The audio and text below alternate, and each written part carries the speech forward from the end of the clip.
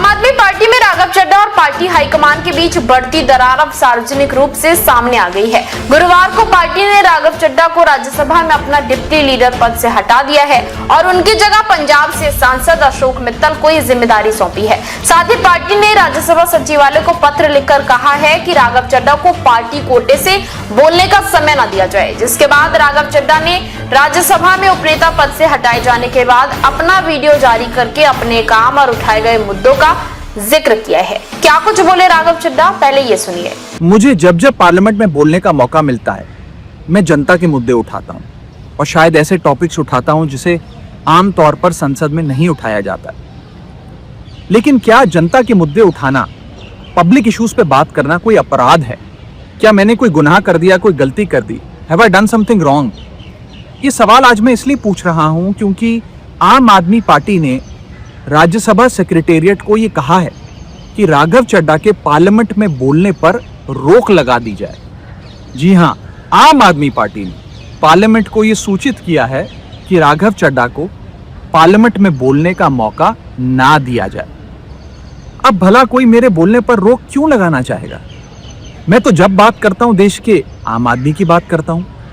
Airport पर मिल रहे महंगे खाने की बात रखी, जोमैटो ब्लिंकिट के डिलीवरी राइडर्स की प्रॉब्लम रखी, खाने में मिलावट का मुद्दा उठाया, टोल प्लाजा लूट से लेकर बैंक चार्जेस लूट की बात करी, यहाँ तक कि मिडिल क्लास पे टैक्स के बोझ से लेकर कंटेंट क्रिएटर्स पर स्ट्राइक क्यों करी जाती है, टेलीकॉम कंपनियां कैसे 12 महीने में 13 बार हमसे रिचार्ज कराती हैं, डेटा रोल ओवर नहीं देती हैं, रिचार्ज खत्म होने के बाद इनकमिंग रोक देती है, तमाम इश्यूज मैंने सदन में उठाए।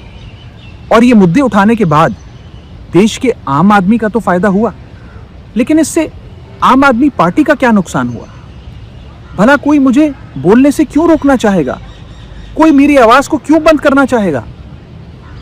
खैर, आप लोग मुझे अनलिमिटेड प्यार देते हैं। मैं जब जब आपके मुद्दे उठाता हूं, आप मुझे सपोर्ट करते हैं, मुझे शाबाशी देते हैं, मेरा हौसला बढ़ाते हैं। मैं आपको कहना चाहता हूं थैंक यू। ऐसे ही मेरा हाथ और मेरा साथ थामे रखिएगा, छोड़िएगा मत। मैं आपसे हूं और मैं आपके लिए हूं। और जिन लोगों ने आज पार्लियामेंट में मेरे बोलने का अधिकार मुझसे छीन लिया, मुझे खामोश कर दिया, मैं उन्हें भी कुछ कहना चाहता हूं। मेरी खामोशी को मेरी हार मत समझ लेना। मेरी खामोशी को मेरी हार मत समझ लेना। मैं वो दरिया हूं जो वक्त आने पर सैलाब बनता है। लेकिन अब इस पर सौरभ भारद्वाज का तीखा जवाब सामने आया है। उन्होंने साफ शब्दों में कहा कि जो डर गया वो मर गया और आरोप लगाया कि राघव चड्ढा ने पिछले कुछ समय में सरकार से जुड़े बड़े मुद्दों पर खुलकर सवाल नहीं उठाए हैं। वहीं सौरभ भारद्वाज ने इसे लेकर कहा कि देश में सोशल मीडिया पर आवाज उठाने वालों को दबाया जा रहा है, एफआईआर दर्ज हो रही है और विपक्ष की आवाज को कमजोर करने की कोशिश हो रही है। उन्होंने चुनावी गड़बड़ी, फर्जी वोट और सिस्टम के दुरुपयोग जैसे गंभीर आरोप लगाए। सौरभ भारद्वाज क्या कुछ बोले, सुनिए। राघव भाई, अभी आपका वीडियो देखा। हम सब लोग अरविंद केजरीवाल जी के सिपाही हैं और हमने तो एक ही बात सीखी थी, जो डर गया समझो मर गया। हम सबको तो लोगों के मुद्दे उठाने थे सरकार की आंख में आंख डाल के। पिछले कुछ दिनों में हमने देखा जो भी कोई सीरियस मुद्दे सरकार के खिलाफ उठाता है, सरकार से प्रश्न पूछता है, लोगों की बात करता है, सरकार डिक्टेटर की तरह उसको तमाम सोशल मीडिया पर बैन कर रही है। चाहे वो ट्विटर हो, चाहे वो फेसबुक हो, चाहे वो यूट्यूब हो, सब जगह बैन किया जा रहा है। एफआईआर दर्ज कराई जा रही है, मुकदमे किए जा रहे हैं। सरकार को इससे कोई फर्क नहीं पड़ता कि कोई सॉफ्ट पीआर अपनी पार्लियामेंट में करे, क्योंकि पार्लियामेंट में एक छोटी सी पार्टी का बड़ा लिमिटेड टाइम होता है। उसमें अगर कोई समोसों की बात उठा रहा है तो उससे ज़रूरी है कि देश के बड़े मुद्दों की बात उठाएं। पूरे देश में हमने देखा, हर राज्य में चुनाव से पहले सही लोगों के वोट काटे जाते हैं और नकली और झूठे वोट बना के सरकार पूरी बेईमानी के साथ सिस्टम पे कब्जा करके चुनाव जीत रही है। वेस्ट बंगाल में भी यही हो रहा है। अभी सारे विपक्षी पार्टियों ने सीईसी को इम्पीच करने के लिए मोशन लाना चाहा, आपने उसको साइन करने से मना कर दिया। जब भी कोई मुद्दा हो जिसके ऊपर अपोजिशन वॉकआउट करती है, आप वॉकआउट नहीं करते हैं। पिछले कई अरसे से मैंने देखा आपने कोई भी मुद्दा सदन में नहीं उठाया जिसमें आपने प्रधानमंत्री या भारतीय जनता पार्टी की सरकार से प्रश्न किया हो। ऐसे डर की राजनीति कैसे चलेगी? हम लोगों को पंजाब के मुद्दे उठाने, जहां से आप चुन के आते हैं, आप वो मुद्दे भी उठाने से घबराते हैं।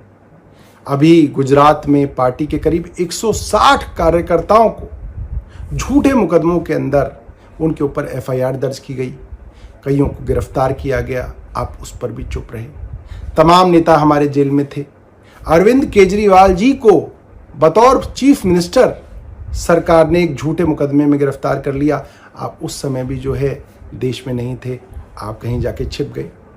मेरा मानना ये है कि देश के लिए असली मुद्दे हमें निडरता से और साहस से उठाने पड़ेंगे और भारतीय जनता पार्टी की आंख में आंख डाल के आपको मुद्दे उठाने पड़ेंगे। वरना देखिए, आपके जो सॉफ्ट मुद्दे हैं उनसे उनको कोई फर्क नहीं पड़ता, बल्कि भारतीय जनता पार्टी तो कल से आपको सोशल मीडिया पे सपोर्ट कर रही है। आप इसके बारे में सोचिएगा और देखिएगा कि आप कहां से चले थे और कहां आ गए, और देश को किन चीज़ों की ज़रूरत है और आप कैसे बेहतर कर सकते हैं। धन्यवाद।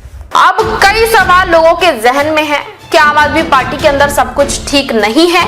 क्या ये अंदरूनी मतभेद का संकेत है? और क्या इससे पार्टी की राजनीति पर असर पड़ने वाला है? देश विदेश की तमाम बड़ी खबरों के लिए देखते रहें किनी टाइम्स। वीडियो को लाइक करें, चैनल को सब्सक्राइब करना ना भूलें।